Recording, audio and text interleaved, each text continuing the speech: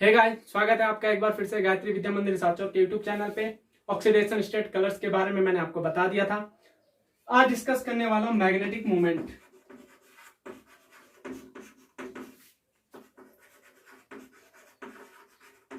ठीक है, चुंबकीय आघूर्ण आज मैं डिस्कस करने वाला हूं।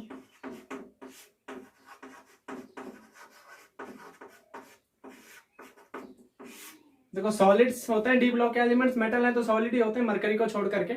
तो सॉलिड के मैग्नेटिक बिहेवियर्स के बारे में मैंने आपको बता दिया था। पैरामैग्नेटिक होता है, डायमैग्नेटिक होता है, फेरोमैग्नेटिक होता है, एंटी फेरोमैग्नेटिक होता है, फेरी मैग्नेटिक होता है। तो ये सारी सारी बातें मैंने बता दी है। यहाँ पर भी वो बातें आती हैं, लेकिन यहाँ पे आपको पढ़ने की जरूरत नहीं है, क्योंकि वहां मैंने आपको पूरा कंप्लीट डिस्कस करके दे दिया है सॉलिड स्टेट में। ठीक है, तो आज मैं केवल और केवल क्या करने वाला हूँ, मैग्नेटिक मूवमेंट के बारे में डिस्कस करने वाला हूँ। अगर आपको ध्यान हो तो इलेक्ट्रॉन जो होता है वो दो टाइप की स्पिन करता है, आपको पता होगा। एक ऑर्बिटल स्पिन होती है और एक अपने एक्सिस पर स्पिन करता है, पता है ना। यानी कि एक तो करता है चक्रण गति। इलेक्ट्रॉन जो होते हैं दो प्रकार की गति करते हैं, एक करता है चक्रण गति और एक करता है कक्षीय गति। ठीक है, तो एक तो होती है आपकी चक्रण गति और एक होती है कक्षीय गति। ठीक है, चक्रण गति के कारण जो मैग्नेटिक मूवमेंट जनरेट होता है किसी भी इलेक्ट्रॉन्स के द्वारा, उसको तो हम कहते हैं चक्रण चुंबकीय आघूर्ण। यानी कि चक्रण गति से जो मैग्नेटिक मूवमेंट जनरेट करेंगे ये, वो आपका क्या कहलाएगा, चक्रण चुंबकीय आघूर्ण कहलाएगा। शॉर्टकट में लिख दिया मैंने, ठीक है। और कक्षीय गति के कारण जो ये आपके मैग्नेटिक मूवमेंट जनरेट करते हैं उसको हम कहते हैं कक्षीय चुंबकीय आघूर्ण। यानी कि अगर मैं आपसे कहूं कि टोटल जो चुंबकीय आघूर्ण होगा, इसको हम रिप्रेजेंट करते हैं म्यू एस से और इसको हम रिप्रेजेंट करते हैं म्यू एल से। ठीक है, यानी कि कक्षीय चुंबकीय आघूर्ण को म्यू एल से रिप्रेजेंट करते हैं और चक्रण चुंबकीय आघूर्ण को हम किससे रिप्रेजेंट करते हैं, म्यू एस से रिप्रेजेंट करते हैं। और टोटल जो आपका म्यू आता है, यानी कि टोटल जो चुंबकीय आघूर्ण आता है, कुल चुंबकीय आघूर्ण चक्रण चुंबकीय आघूर्ण प्लस कक्षीय चुंबकीय आघूर्ण के योगफल के क्या होता है, बराबर होता है। देखो भाई, दो प्रकार की गति करता है। चक्रण गति कहां करेगा, इलेक्ट्रॉन अपने ही एक्सिस पर गति करता है, मैंने बता दिया है। इस बारे में मैं अब दोबारा डिस्कस नहीं करूंगा, ठीक है, जस्ट 2-3 लेक्चर पहले की बात है। कक्षीय गति कहां करता है, न्यूक्लियस के चारों ओर। ये न्यूक्लियस होगा, इसके चारों ओर इलेक्ट्रॉन क्या करता है, जो मूवमेंट करता है उसको हम क्या कहते हैं, कक्षीय गति कहते हैं। अब होता क्या है, देखो, कक्षीय गति के कारण जो कक्षीय चुंबकीय आघूर्ण आता है ना, वो क्वेंचिंग यानी कि क्वेंच्ड हो जाता है। क्वेंच का मतलब कहते हैं सम्मित हो जाना या समाप्त हो जाना। क्यों, देखो, कक्षीय मूवमेंट तब तक चलेगा जब तक ये फ्री रहेगा। लेकिन होता क्या है, अगर ये किसी लिगेंड के साथ या किसी भी नॉन मेटल के साथ बॉन्डिंग कर देगा, तो नॉन मेटल के साथ बॉन्डिंग करने के कारण क्या होगा, देखो, कोई भी लिगेंड, जिसको हम लिगेंड कहते हैं, लिगेंड क्या होता है उसके बारे में मैं आपको डिस्कस करूंगा। बस आप एक बात मान के चलो, कोई ग्रुप आ गया और किसी ग्रुप ने इसके साथ बॉन्डिंग कर ली। देखो, एक अट्रैक्शन फोर्स तो इसका अंदर की ओर होगा, न्यूक्लियस की ओर, और एक अट्रैक्शन फोर्स इसका बाहर की ओर हो जाएगा। दैट्स व्हाई इसकी जो मैग्नेटिक मूवमेंट होता है वो क्वेंच हो जाता है। बॉन्ड बन गया ना इसके, लेकिन इलेक्ट्रॉन फिर भी अपने एक्सिस पर रोटेट करता रहेगा। देखो, बॉन्डिंग के कारण यहाँ तो रोटेशन होना पॉसिबल नहीं है, लेकिन अपने एक्सिस पर ही अभी भी रोटेट करता रहेगा।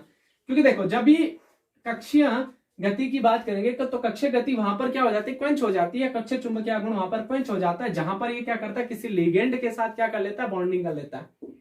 ये बात आपको बहुत अच्छे से ध्यान में रखनी है, ठीक है।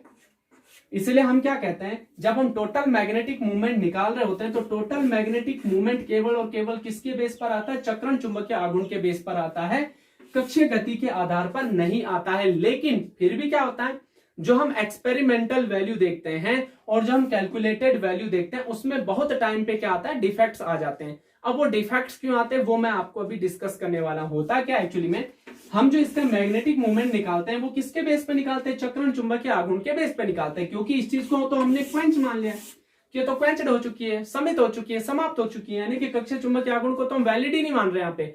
लेकिन एक्सपेरिमेंटली क्या होता है, हर जगह तो ये क्वेंच नहीं होगा, हर जगह तो ये क्वेंच नहीं हो रहा होगा। तो जहां पर क्वेंचिंग नहीं हो रही होगी वहां पर क्या होता है कि एक्सपेरिमेंटल वैल्यू कम आ जाती है और ऑब्जर्व्ड वैल्यू कैलकुलेटिंग वैल्यू क्या आ जाती है, कम आ जाती है। और एक्सपेरिमेंटल वैल्यू या ऑब्जर्व्ड जो वैल्यू होती है वो आपकी ज्यादा आ जाती है। एक और चीज आती है यहाँ पे, टेम्परेचर इंडिपेंडेंट पैरामैग्नेटिज्म, टीआईपी नाम करके एक चीज आती है, उसकी वजह से भी मैग्नेटिक मूवमेंट कभी कभी क्या कर जाता है, इंक्रीज कर जाता है। देखो ध्यान रखना कि कैलकुलेटेड वैल्यू जो होगी वो स्पिन मैग्नेटिक मूवमेंट के कारण आएगी, यानी कि म्यू इज इक्वल टू जो होगा वो आ जाएगा आपका n+2 bm। bm क्या होता है यहाँ पे, बोहर मैग्नेटॉन, ठीक है, यानी कि चुंबकीय आघूर्ण की जो इकाई है वो बोहर मैग्नेटॉन होता है। और एक बोहर मैग्नेटॉन की वैल्यू आप निकाल सकते हैं, उसकी वैल्यू होती है EH/4πmc। अब मुझे बताने की जरूरत नहीं है, ई क्या है, ई चार्ज हो गया, एच प्लांक कांस्टेंट है, प्लांक कांस्टेंट की वैल्यू तो आपको पता ही है, 4 पाई की वैल्यू पता है आपको, एम क्या हो गया, मास हो गया, सी क्या हो गया, प्रकाश का वेग हो गया। तो इस पूरी की पूरी वैल्यू को अगर आप लोग क्या करोगे, कैलकुलेट करोगे, तो वो बोहर मैग्नेटॉन की वैल्यू हो जाती है। तो बोहर मैग्नेटॉन में ही हम चुंबकीय आघूर्ण निकालते हैं, यानी कि यूनिट जो होती है वो बोहर मैग्नेटॉन होती है। और ये किसके बेस पर आती है, चक्रण गति के बेस पर आती है। और चक्रण गति से जो हम मैग्नेटिक मूवमेंट निकालते हैं वो mu is equal to root n n+2, और n क्या होता है, n is equal to number of unpaired electron. तो n यहाँ पर होता है नंबर ऑफ अनपेयर्ड इलेक्ट्रॉन। तो जितने ज्यादा अनपेयर्ड इलेक्ट्रॉन होंगे उनकी जो वैल्यू होगी बोहर मैग्नेटॉन में या चुंबकीय आघूर्ण का मान होगा वो ज्यादा आएगा, उतना ही, जितना ज्यादा उसके अंदर क्या होने वाले, अनपेयर्ड इलेक्ट्रॉन होने वाले। लेकिन मैंने क्या बताया, जो आप कैलकुलेटेड वैल्यू निकालते हो वो एक्सपेरिमेंटल वैल्यू से हमेशा क्या आती है, इक्वल नहीं आती है, कभी कभी कम भी आ जाती है। कैलकुलेटेड वैल्यू कम हो जाती है, एक्सपेरिमेंटल वैल्यू या ऑब्जर्व वैल्यू ज्यादा होती है। वो दो कारणों से होती है।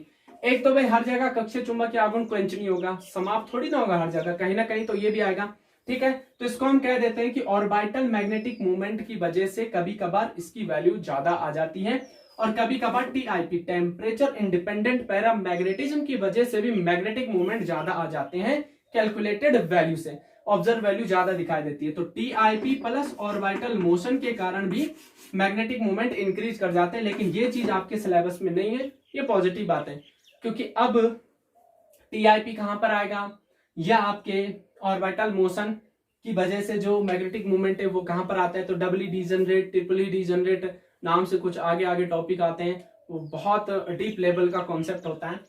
अब मैं यहाँ पे नहीं पढ़ा सकता हूँ आपको, कि सिलेबस में है ही नहीं आपके, बिल्कुल भी है कि नहीं है। आई थिंक ये आईआईटी लेवल का भी सिलेबस नहीं है, ये थोड़ा हाई लेवल का सिलेबस है, इसलिए मैं यहाँ पर बिल्कुल भी डिस्कस नहीं करने वाला हूँ इस चीज को।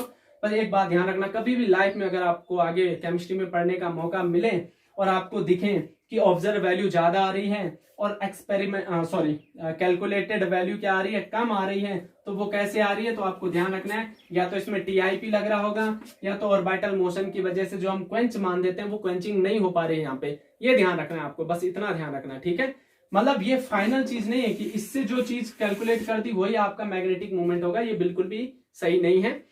मैग्नेटिक मूवमेंट इसके द्वारा कैलकुलेटेड वैल्यू जो होती है वो एक्सपेरिमेंटल या ऑब्जर्व वैल्यू से कम हो सकती है, ठीक है, ये बात ध्यान रखना। लेकिन यहाँ आपके सिलेबस में वो बिल्कुल भी नहीं है, तो आपको बस ये फॉर्मूला ध्यान रखना है, क्या, म्यू इफेक्टिव जो होगा, म्यू इफेक्टिव या म्यू टोटल जो होगा, यानी कि जो टोटल चुंबकीय आघूर्ण होगा वो किसके बराबर होगा, root n n+2 bm। bm क्या है, बोहर मैग्नेटॉन, जिसकी वैल्यू इससे हम कैलकुलेट कर सकते हैं, ठीक है।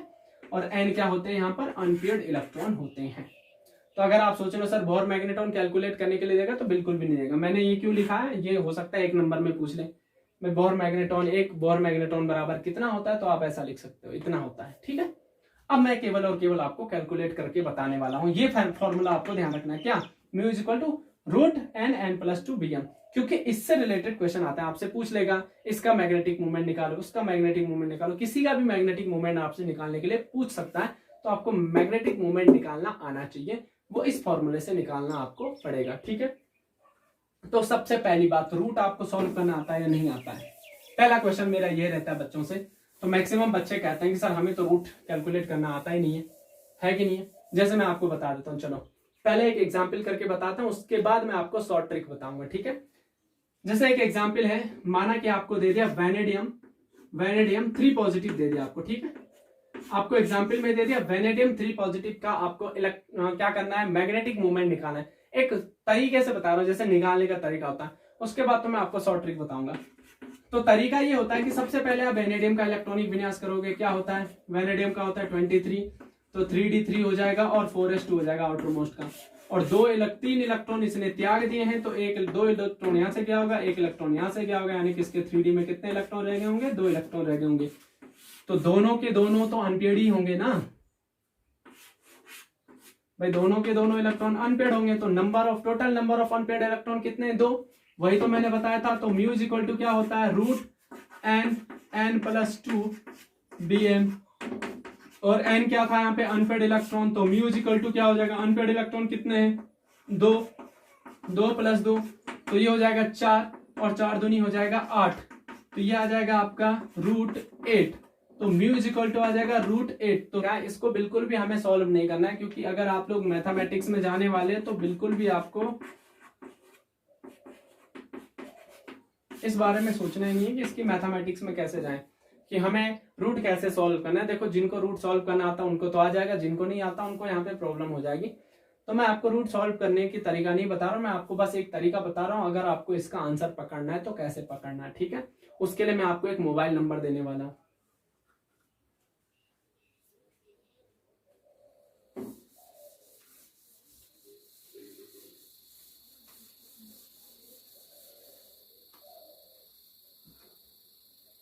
मोबाइल नंबर कुछ इस प्रकार से 7383898792। देखो आपको रूट नहीं निकालना है, ठीक है। अब रूट निकालने में तो बहुत टाइम लग जाएगा, एक नंबर का क्वेश्चन आएगा, रूट निकालते रह जाओ। क्या ये मोबाइल नंबर आपको 5 भागों में पार्टिसिपेट कर देना है, 1 2 3 4 और इसको 5 लिख देना, बस इतना ध्यान रखना है आपको। 1 2 3 4 5 लिख देना। उसके बाद आपको यहां से क्या लिखना है, देखो यहां नंबर ऑफ अनपेयर्ड इलेक्ट्रॉन लिखने, नंबर ऑफ अनपेयर्ड इलेक्ट्रॉन लिखने, और यहां लिखना आपको इलेक्ट्रॉनिक कॉन्फ़िगरेशन, ठीक है। यहां लिखना इलेक्ट्रॉनिक कॉन्फ़िगरेशन। देखो नंबर ऑफ अनपेयर्ड इलेक्ट्रॉन 1 किस में होगा, जिनका इलेक्ट्रॉनिक कॉन्फ़िगरेशन D1 आएगा या D9 आएगा, ये ध्यान रखना है, ठीक है। जिनका इलेक्ट्रॉनिक कॉन्फ़िगरेशन में D में 2 इलेक्ट्रॉन या D में 8 इलेक्ट्रॉन होंगे, उनमें अनपेयर्ड इलेक्ट्रॉन कितने होंगे, 2 होंगे। ये लिख के दे रहा हूं मैं आपको, इतना शॉर्ट कर दिया मैंने। 3 किस में आएगा, D3 D7। 4 किस में अनपेयर्ड इलेक्ट्रॉन होंगे, D4 में और D6 में। और 5 अनपेयर्ड इलेक्ट्रॉन किस में होंगे, D5 में। और D0 और D10 में 0 अनपेयर्ड इलेक्ट्रॉन होंगे, D0 और D10 में 0 अनपेयर्ड इलेक्ट्रॉन होंगे। इसलिए इनका जो मैग्नेटिक मूवमेंट निकल के आएगा म्यू इज इक्वल टू, वो तो फिक्स है, इनका 0 निकल के आने वाला है। अब देखो, अब आपको ध्यान क्या रखना है, अगर 1 अनपेयर्ड इलेक्ट्रॉन आ रहा है, 2 आ रहा है, 3 आ रहा है, 4 आ रहा है या 5 आ रहा है, तो उसके लिए वैल्यू मैंने दे दी है। अगर 1 अनपेयर्ड इलेक्ट्रॉन आ रहा है तो 1.73, वैल्यू हो जाएगी 1.73। अगर 2 अनपेयर्ड इलेक्ट्रॉन आ रहा है तो वैल्यू हो जाएगी 2.83। इजी है ना। अगर 3 आ रहा है तो 3.89 आ जाएगा,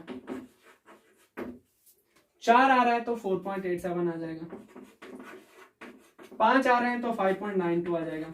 ये आपकी वैल्यू, बस इससे ज्यादा कुछ नहीं होने वाला है भाई। मैक्सिमम 5 इलेक्ट्रॉन तो अनपेयर्ड हो सकते हैं डी में, और मिनिमम 1 हो सकता है, बस बात खत्म। यहां से अब आप किसी का भी कर लो। चलो जैसे मैं आपको एग्जांपल बता रहा हूं, क्रोमियम 3 पॉजिटिव का आपको क्या करना है, मैग्नेटिक मूवमेंट निकाल के देना है। अब अगर आपसे क्रोमियम 3 पॉजिटिव का मैग्नेटिक मूवमेंट पूछ रहा है, तो सबसे पहले तो क्रोमियम का इलेक्ट्रॉनिक कॉन्फ़िगरेशन आपको आना चाहिए। ऑर्गन 18 तो सबका फिक्स है, ये तो आपको लिखने की जरूरत नहीं, आपको फटाफट आंसर निकालना है। और 3D में कितने होते हैं, 5 होते हैं, 4s में कितने होते हैं, 1। ये इलेक्ट्रॉनिक कॉन्फ़िगरेशन वैसे मैं आपको बता ही चुका हूं, तो इतनी दिक्कत आने वाली है नहीं आपको। 3 इलेक्ट्रॉन इसने दे दिए हैं, तो 1 इलेक्ट्रॉन यहां से गया होगा, 2 यहां से गया होगा। तो क्रोमियम 3 पॉजिटिव कितने इलेक्ट्रॉन बचे, 3D में कितने बचे, 3 बचे, ठीक है। 3D में कितने इलेक्ट्रॉन बचे, 3। तो 3 अनपेयर्ड इलेक्ट्रॉन बच गए ना, आप भरो ना इनको। अच्छा, भरने की जरूरत नहीं, मैं तो बता चुका हूं। D3 में कितने अनपेयर्ड इलेक्ट्रॉन है, 3 है, तो इनका मैग्नेटिक मोमेंट कितना आ जाएगा, 3.89। तो इसका आ जाएगा 3.89 Bm। इजी है ना। एक और ट्राई मारे, चलो एक और ट्राई मारते हैं। देखो 1 सेकंड में आपका आंसर आ जाएगा, अगर आपने ये सारी चीजें याद कर ली हैं। एक तो मोबाइल नंबर दे दिया मैंने, अच्छा फोन मत कर देना किसी को, ठीक है। पता चले फोन मिला रहे हो उसको, फोन मिलाने के लिए नहीं है, केवल और केवल आपको याद करने के लिए मैग्नेटिक मूवमेंट को। पता चले मोबाइल नंबर उठा करके फोन कर दिया कि सर का मोबाइल नंबर तो नहीं है, सर को क्वेश्चन पूछना है, तो बिल्कुल ये मेरा नहीं है, और बेचारे किसी का होगा तो उसको फोन मत कर देना, ठीक है। आगे चलो कोई भी ले लेते हैं, चलो Fe2 पॉजिटिव ले लेते हैं, ठीक है। Fe2 पॉजिटिव का इलेक्ट्रॉनिक कॉन्फ़िगरेशन हो जाएगा 3d6 हो जाएगा, बस बात सही। क्योंकि भाई नॉर्मली 3d6 4s2 होता है, तो 4s2 के 2 इलेक्ट्रॉन तो गए 2 पॉजिटिव की वजह से, तो 3d6 बच गया। और 6 में कितने अनपेयर्ड इलेक्ट्रॉन होते हैं? 4 अनपेयर्ड इलेक्ट्रॉन होते हैं, तो इसका मैग्नेटिक मोमेंट कितना आ जाएगा? 4.87 bm। यहां से आपको पता चल जाएगा, ठीक है। ये आपका कंप्लीट हो गया मैग्नेटिक मोमेंट। ऐसे ऐसे करके मैं एग्जांपल दे देता हूं, आप करते रहना, ठीक है। जैसे आपका Cu2 पॉजिटिव, इसका मैग्नेटिक मोमेंट निकाल देना, CO2 पॉजिटिव का मैग्नेटिक मोमेंट निकाल देना, CO3 पॉजिटिव का मैग्नेटिक मोमेंट निकाल देना, Ni2 पॉजिटिव का मैग्नेटिक मोमेंट निकाल कर दे देना, टाइटेनियम 3 पॉजिटिव का मैग्नेटिक मोमेंट निकाल देना। बहुत है, इन सब का मैग्नेटिक मोमेंट इस वैल्यू के अकॉर्डिंग निकालना, आपको अच्छे से समझ में आ जाएगी ये बात, ठीक है। आज के लिए यहाँ पर थैंक यू। नेक्स्ट लेक्चर में मैं नेक्स्ट टॉपिक पढ़ाऊंगा, ठीक है।